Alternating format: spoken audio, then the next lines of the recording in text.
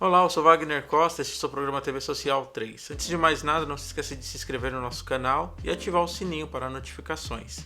Hoje entrevistaremos Joselito Gaider, da ONG Remar Brasil. Boa tarde, bom dia a todos, né? Meu nome é Joselito Gaider, eu hoje sou voluntário do projeto Remar, né? E atualmente atuo em Guarulhos e sou responsável por um fator da relação pública, alguns projetos desenvolvidos pela Remar, né? Eu venho de uma vida secular, onde eu trabalhava, e enfim, acarretando o conhecimento da Remar em determinados pontos cristãos que eu tenho, eu decidi viver Remar. Hoje eu faço parte do projeto Remar. Em nome de Jesus, eu fico muito grato de conhecer pessoas como eles, pessoas que dedicam a vida 100% à obra do Senhor. Joselito, o que significa a sigla Remar? Bom, a sigla Remar, ela significa ressocialização de marginalizados. Quando falamos de marginalizados, falamos de usuários de drogas? É uma situação bem ampla que a gente pode agregar não só usuários de droga, como alcoolismo ou como risco social. A sociedade ela já maquiou isso e muitas das vezes as pessoas entram em algumas dificuldades por conflitos como depressão e todas as ramificações que levam a uma drogadição, a uma situação de riscos, e a população, a sociedade em si já condena como marginalizados. Mas graças a Deus existem vários projetos, enfim, que a gente consegue ressocializar e restabilizar na vida social. Tem pessoas que falam que pessoas que usam drogas, álcool, drogas lícitas e ilícitas em geral, são sem vergonhas. A pessoa é um sem vergonha ou realmente é uma doença, uma calamidade pública? Seria um crime falar vergonha. Eu acredito que com a vivência e o convívio que a gente tem com eles, a gente vê que há vários escapes. Todo ser humano, em um momento da vida, ele teve alguma dificuldade familiar, no seu casamento, conjugal, na sua parte profissional. E alguns usaram como escape a drogadição, irmão. E essa drogadição, irmão, não é para ser condenada. Eu costumo usar uma frase que quanto menos a pessoa mereça, é a hora que ela mais precisa que você ame ela. O que levou você a entrar no Remar como voluntário e querer fazer o bem ao próximo? Essa pergunta eu me faço até hoje. Mas vou lhe dizer, a partir do momento que você conhece o amor de Cristo e sente no teu coração uma vontade de vivenciar aquilo, e você pede uma orientação espiritual, você quer fazer parte realmente do corpo de Cristo, e você é enviado a algum lugar, você não tem um mistério que acontece na tua vida. Porém é uma surpresa muito grande. Hoje eu vivo Remar e digo para ti, todo lugar onde você for colocado, ele vai exigir uma dificuldade, uma força, mas isso vem de Deus na vida do ser humano. E cara, eu sou muito grato a Deus por hoje conseguir trocar experiências com pessoas que passaram dificuldades e são verdadeiros vitoriosos em Cristo e podem passar muita experiência pra gente. Dentro do seu trabalho de relações públicas, o que consiste, o que você faz, como que funciona? Ok, uma pergunta bem bacana. Ela consiste em expandir a captação de recursos da Remar. Infelizmente, a gente sofre com algumas defasagens, irmão. Então o que acontece? A Remar ela tem que ter uma ramificação de levar o trabalho, de alguém conhecer esse trabalho, como funciona, que benefício traz à sociedade. Puxa, o que eu consigo com o Remar? Compensa investir em Remar? Porque o governo federal ele destina alguma parte da sua renda, do imposto de renda, abatida quando você ajuda uma ONG. Então a minha captação de recursos, meus projetos, eles abrangem empresas, abrangem não só para os adictos, tá? O projeto de Street Food Solidário, onde a Remar distribui alimentos também. A gente entra nessa ramificação para poder abençoar vidas. E tem sido bem aceito, graças a Deus. Dentro da captação, vocês recebem algum auxílio governamental, algum repasse? Vocês trabalham também com a nota fiscal paulista ou só doações? Atualmente nós estamos trabalhando com doações, irmão. Não temos nenhuma ajuda governamental por enquanto. Somos estritamente, na verdade, irmão, dependentes de Deus. As portas que a gente vai abrindo é só uma captação que o Senhor já separou. Na verdade, a gente tem que ir buscar. trabalhar, se esforçar, sabe? Eu costumo dizer que a missão, esse fato de nós estarmos dedicando nossas vidas, e muitas das vezes os jovens que passaram uma dificuldade na vida e dedicam a vida a ajudar outras pessoas, que formam uma corrente, irmão, ela é feita de 3 funcionalidades: do joelho dos que oram, da mão daqueles que contribuem e dos pés daquele que leva a palavra. São os 3 pilares que constituem essa missão. Irmão, muitas das vezes a mão que contribui é tão missionária quanto aquele que está dedicando a vida. Não há um valor no reino. Você foi separado para contribuir, o outro foi separado e sente no coração de estar ali, e o outro se sente repleto por estar orando por aquele trabalho. E isso é gratificante, irmão. Hoje a gente consegue entender um grande projeto imenso que é a Remar no Reino. Sim. Como relações públicas, como se dá a relação da Remar com outras OSCs próximas? Pode reformular a pergunta para mim, por favor? Dentro do seu trabalho de relações públicas, como se dá o relacionamento da instituição Remar com outras OSCs da região? Puxa, a Remar ela é muito bem aceita, irmão.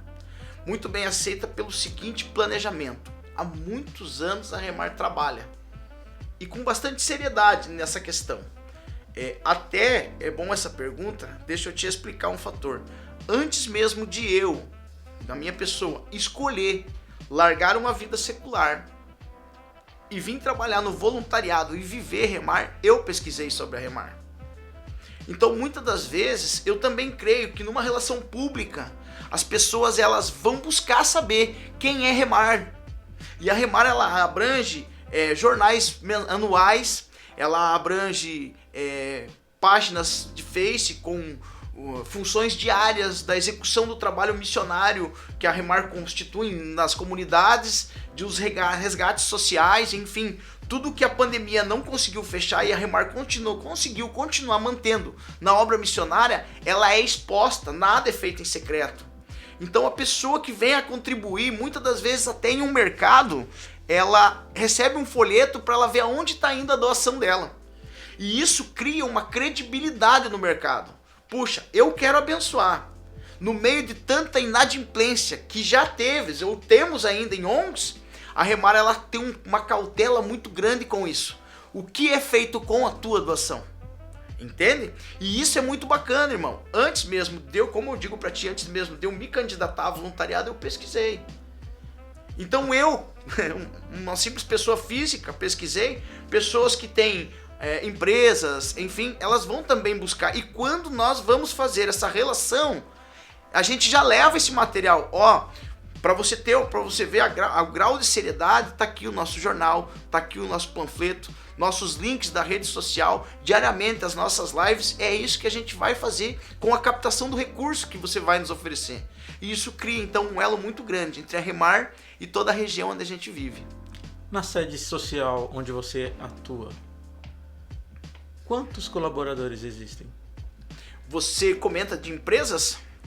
Não, eu digo de pessoas que trabalham lá dentro, que são remuneradas, ou são todos voluntários? Todos voluntários, irmão. Na verdade, assim, a Remar ela trabalha com o voluntariado, né? Nossa ONG ela tem que ser mesmo o chamado. Pessoas que dedicam a sua vida. Na verdade, assim, irmão, as pessoas falam em remuneração. Hoje eu me vejo rico daquilo que o dinheiro não compra. Como assim? Explique para nós. Muitas das vezes, irmão, o ser humano ele busca um complemento para si. Algo que você não consegue explicar. Talvez você consiga conhecer pessoas que têm toda uma dimensão financeira, né? Mas elas não têm uma alegria em estar fazendo algo. E hoje eu digo para você que eu sou uma pessoa completa. Eu consigo ter aquilo que o dinheiro não compra, a felicidade que o dinheiro não compra, a realização que o dinheiro não me compra. Hoje eu tenho isso no meu coração. Então eu vejo na Remar esse amplo trabalho, não só com os meninos, não só com o trabalho social, mas com aquele que tem uma chama do chamado, uma chama missionária no coração. Ela abre esse leque, você pode ter uma liberdade grande em trabalhar na área missionária dentro da Remar, com várias ramificações. Nos dias atuais, está tendo uma verdadeira caça às bruxas, com algumas OSCs aqui do nosso território nacional. O que você pensa sobre isso? Porque, pelo que você está me falando, a Remar é uma instituição séria, como tantas outras. Mas o que você pensa dessa caça às bruxas, falando que toda ONG é um antro de vagabundos, de pessoas que querem roubar dinheiro dos outros? Boa pergunta, meu amigo. Infelizmente, quando a gente volta os nossos olhos para a palavra de Deus, ela já nos alertava que o joio ele cresce junto com o trigo e que o escândalo ele é necessário que venha, mas ai daquele por onde o escândalo vem. Isso é Bíblia, a base cristã.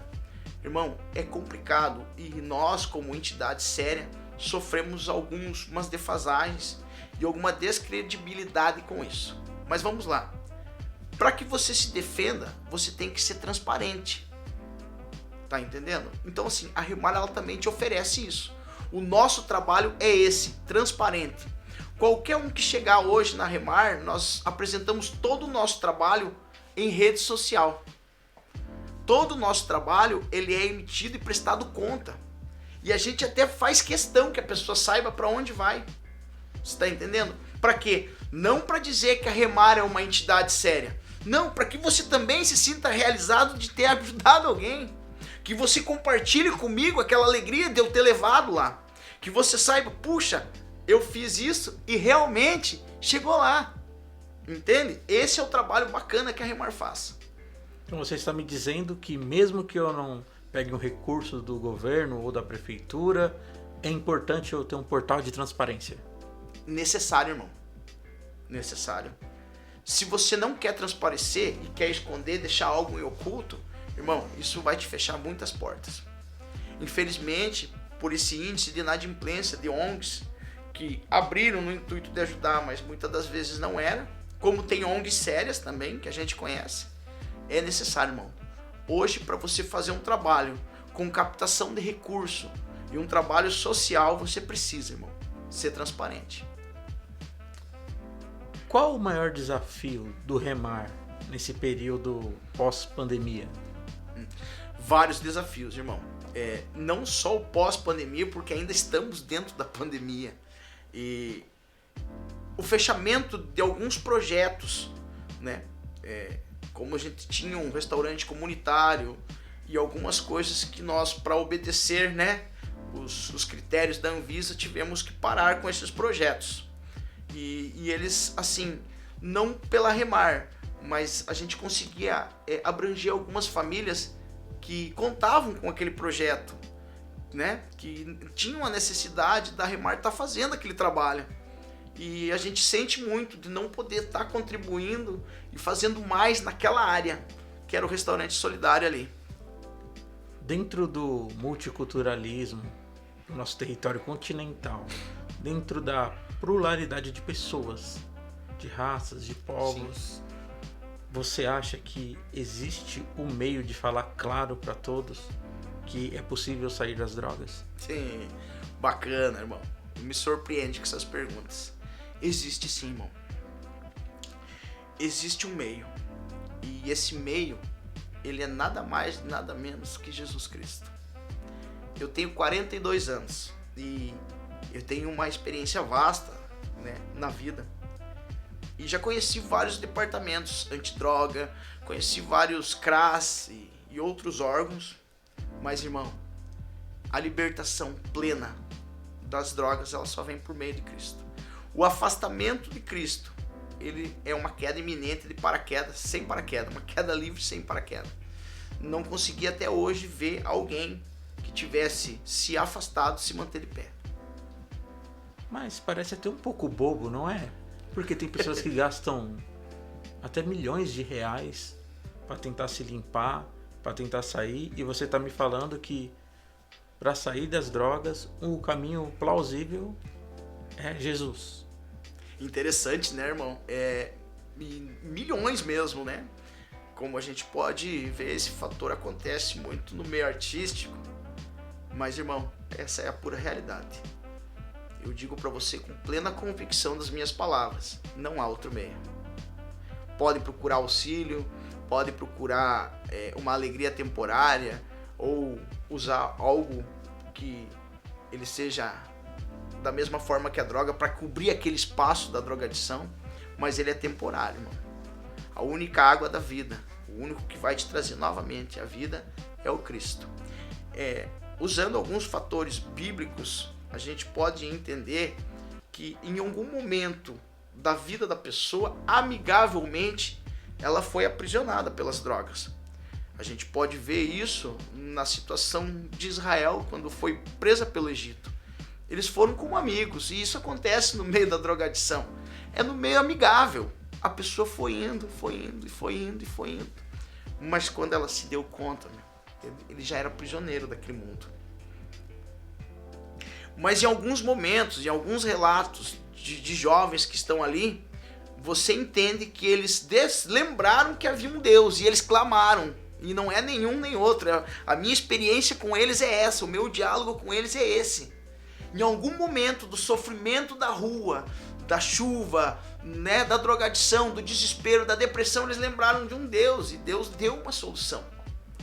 E essa mesma solução foi dada ao povo de Israel. E eles viram a libertação deles, o mar se abrindo, foram sustentados no deserto, mas mesmo assim eles erraram em determinado ponto. Mas Deus, quando libertou, sabia que eles iam errar, irmão. E um trajeto de 13 dias demorou 40 anos. Muitas das vezes eu costumo dizer para esses meninos, esses jovens, que num erro, Deus já tinha um plano para eles. Porque para eles possuírem a terra prometida, havia gigantes, bestas feras, havia muita dificuldade. Mas nesse erro deles, Deus multiplicou, fortaleceu, formou exércitos para que eles pudessem possuir aquilo que Deus tem de melhor para eles. Então, num erro deles, Deus já tinha um plano. Basta a pessoa acreditar. Nós temos uma visão caricata de quem é usuário de drogas. Quando eu falo nós, eu falo a população em geral. Quando se pensa em alguém que faz uso de substâncias ilícitas, pensamos em alguém sujo, alguém que fala gírias, que está envolvido com a criminalidade. É assim o usuário de drogas? Existe um perfil? É muito complexo isso, né? Tudo tem um começo, irmão. Nem todos começaram a usar droga deitado numa calçada. Alguns começaram lá no berço de ouro. Mas a droga, ela tem por si mesmo a quebra de vínculos. E o primeiro vínculo que se quebra é o familiar. Daí ele ainda se consegue manter no ramo de trabalho, um pouco mais decadente, o elo de amigos, algum ainda benevolente, quer ajudar, mas logo abandona. Então assim, a droga ela não tem cara e nem classe social, irmão. Nem todos nasceram com uma arma na mão e nem todos começaram assim. Muitos começaram dentro do seu lar, dentro do seu elo familiar, na primeira cervejinha que o pai deu no Natal, e não sabe o mal que ele está fazendo. Mas chegou a um ponto que para o uso da droga dele, ele teve que fazer isso. Ou ir morar numa rua, ou ir pedindo um sinal, e aí o que acontece é muito mais fácil eu julgar e criticar do que eu estender a mão. Muito bem. Você se lembra de um momento triste que você passou nesse combate contra as drogas? Sim, lembro sim. Lembro não só de um como de vários, mas eu vou frisar um em especial. Em um momento em que a gente conseguiu montar fora do campo da Remar, né? Esse chamado, hoje a Remar abriu um leque para que eu trabalhe, mas ele já vem de alguns anos. E quando a gente conseguiu abrir uma casa, não tendo ainda muito conhecimento de documentações e enfim, a gente acolheu uma pessoa. E depois que a gente acolheu essa pessoa, a família dessa pessoa entrou com um processo e conseguiu fechar. Nós tivemos que colocar 40 vidas na rua. Logo depois, o irmão dessa pessoa faleceu. Veio a falecer, né, numa situação de drogadição e tal. E esse foi um momento muito crítico para mim. Eu falei, eu não quero mais isso. A gente dedicou a vida, a gente abriu, ajudou, e eu me senti muito traído naquele momento. A gente era inexperiente, né? Mas assim, irmão, a nossa força não vem de nós mesmos. Eu creio para você e te digo com conhecimento mesmo. Irmão, eu por mim mesmo não estaria dentro da Remar. Esses jovens por eles mesmos não estariam dentro da Remar.